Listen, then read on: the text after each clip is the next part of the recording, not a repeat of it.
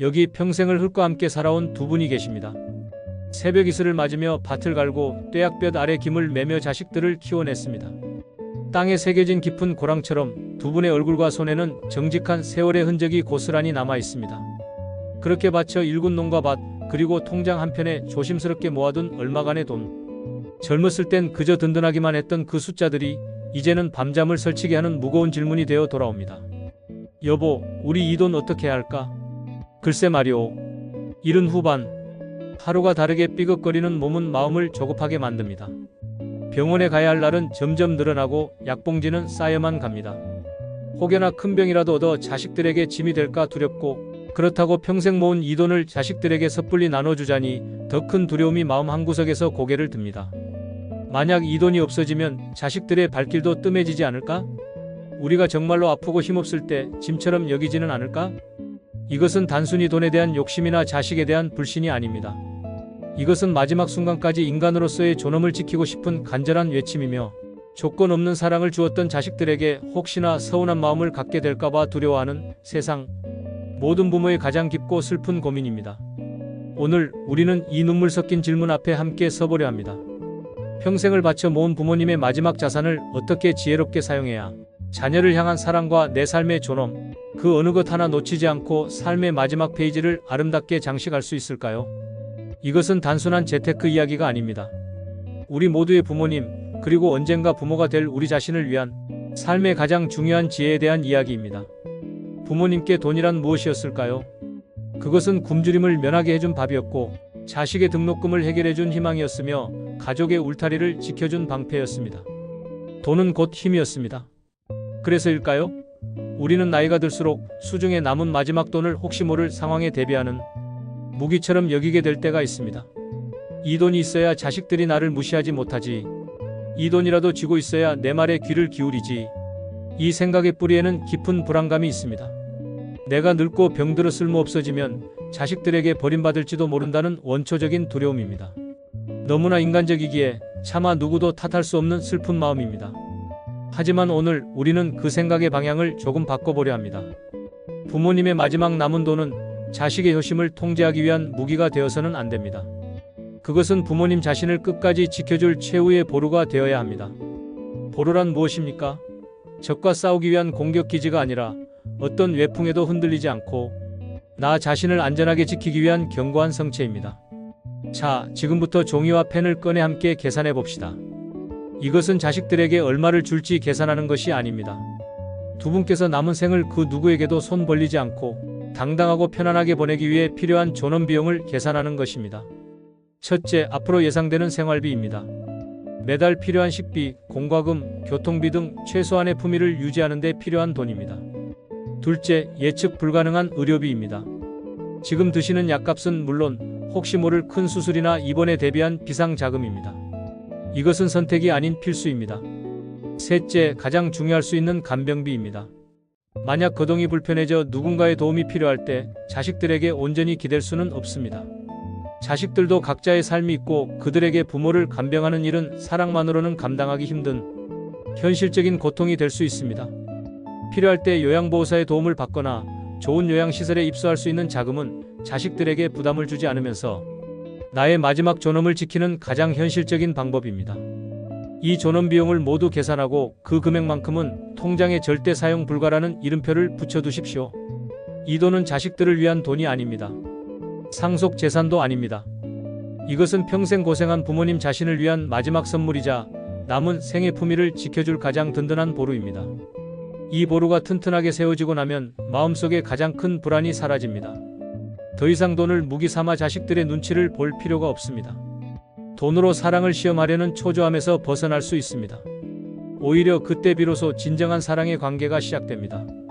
부모가 자신의 노후를 스스로 책임질 수 있다는 든든한 모습을 보여줄 때 자식들은 부모를 부담이 아닌 존경과 감사의 대상으로 바라보게 됩니다.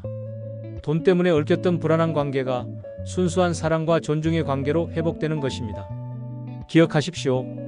부모님의 마지막 돈은 자식을 묶어두는 족쇄가 아니라 부모님 스스로를 자유롭게 하는 날개여야 합니다.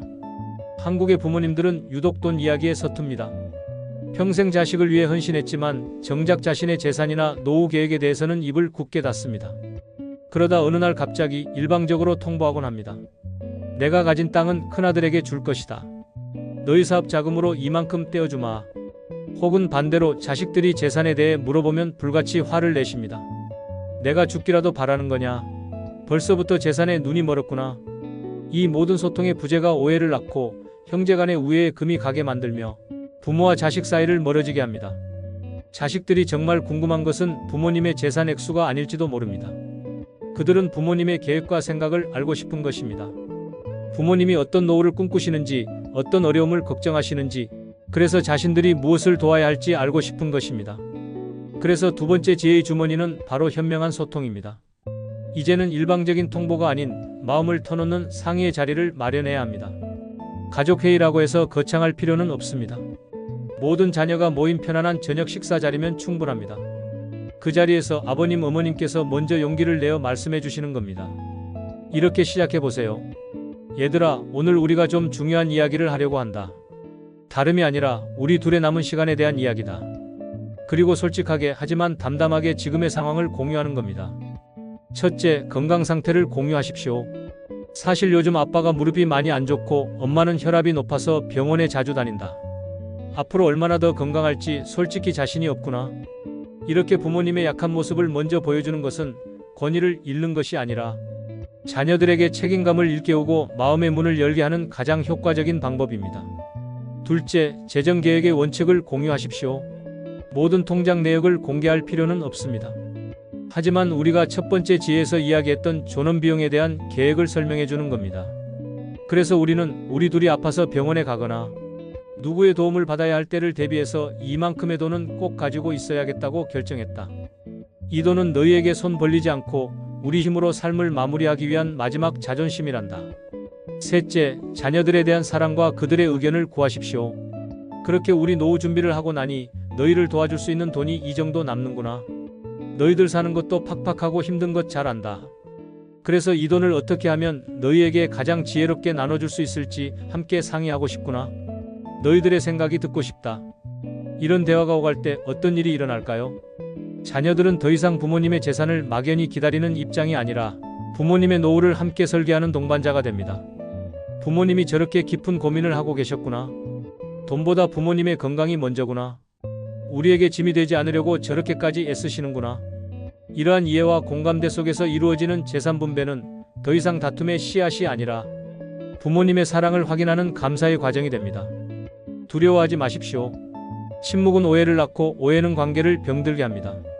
솔직하고 현명한 대화만이 돈으로 얽힌 불안을 녹이고 가족의 사랑을 더욱 단단하게 만들 수 있습니다. 가족 간의 충분한 상의를 통해 재산을 나누기로 결정했다면 이제 마지막 단계는 지혜롭게 주는 것입니다. 여기서 지혜롭다는 것은 두 가지를 의미합니다. 바로 명확한 기록과 따뜻한 의미를 함께 전달하는 것입니다. 많은 부모님들이 가족끼리 뭘 그런 걸 따지냐며 현금으로 뭉칫돈을 주거나 구두 약속만으로 재산을 넘기곤 합니다. 그 순간에는 부모의 통 큰 사랑처럼 보일지 몰라도 훗날 가장 큰 비극의 씨앗이 될 수 있습니다. 첫째, 반드시 기록을 남기십시오. 자녀 중 한 명에게 사업 자금을 보태주었다면 간단하게라도 증여 계약서를 작성하고 날짜와 금액을 명시해 두십시오. 특정 자녀의 집을 사주는데 큰 돈을 보탰다면 그 사실을 다른 형제들도 모두 알 수 있도록 명확히 하십시오. 이것은 자녀를 믿지 못해서가 아닙니다. 오히려 남겨질 자녀들을 보호하기 위한 부모의 마지막 배려입니다. 부모님이 돌아가시고 나면 어떤 작은 오해라도 형제 간의 관계를 송두리째 흔들 수 있습니다. 아버지는 큰아들만 예뻐했어. 엄마는 몰래 막내딸에게 더 줬을 거야. 와 같은 억측과 서운함이 쌓여 평생 얼굴을 보지 않는 원수가 되기도 합니다. 하지만 부모님께서 살아생전에 모든 증여 과정을 투명하게 기록하고 공유한다면 그런 불필요한 다툼의 여지를 원천적으로 차단할 수 있습니다. 이것은 돈을 주는 것만큼이나 어쩌면 그보다 더 중요한 가족의 화목을 지키는 부모의 마지막 의무입니다. 둘째, 돈과 함께 의미를 선물하십시오. 자녀에게 돈을 건넬 때 그냥 봉투만 툭 던져주지 마십시오. 평생 살아오신 당신의 삶과 철학, 그리고 자녀를 향한 사랑의 마음을 담은 짧은 편지를 함께 전해주십시오. 사랑하는 아들아, 이 돈은 내가 어렸을 적 떼약볕에서 땀 흘려 참외를 팔아 한 푼 두 푼 모았던 돈이란다. 아빠는 이 돈으로 너의 어깨를 짓누르는 삶의 무게를 조금이나마 덜어주고 싶구나. 돈의 액수보다 그 안에 담긴 아빠 엄마의 땀과 사랑을 기억해다오. 그리고 너 역시 정직하고 성실하게 살아가길 바란다. 사랑하는 딸아, 내가 처음으로 엄마라고 불렀을 때의 기쁨을 아직도 기억한다. 이 돈으로 너의 아이들에게 맛있는 것 하나라도 더 사주며 엄마가 너에게 주었던 사랑을 똑같이 나누어 주렴. 돈이 너의 행복을 모두 보장해 주지는 못하겠지만 행복을 지킬 작은 힘이 되어 주기를 진심으로 바란다. 이런 편지와 함께 전달된 돈은 더 이상 단순한 화폐가 아닙니다. 그것은 부모님의 삶의 역사가 되고 가문의 유산이 되며 자녀의 인생에 깊이 새겨지는 사랑의 증표가 됩니다.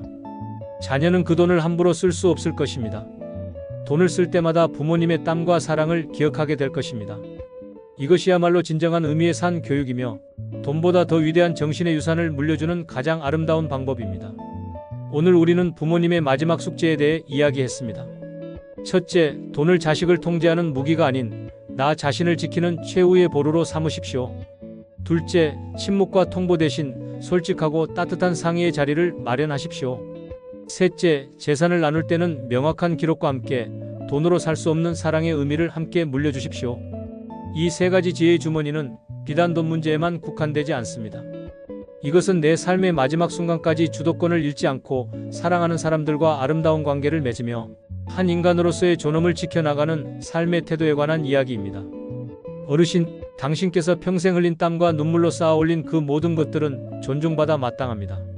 자식에게 모든 것을 내어주고 텅 빈 둥지를 지키는 것만이 부모의 사랑은 아닙니다. 마지막 순간까지 나 자신을 귀하게 여기고 스스로를 돌보는 것 또한 자식들에게 보여줄 수 있는 가장 위대한 사랑입니다. 그 든든하고 당당한 모습 속에서 자녀들은 진정한 안정감과 존경심을 배우게 될 것입니다.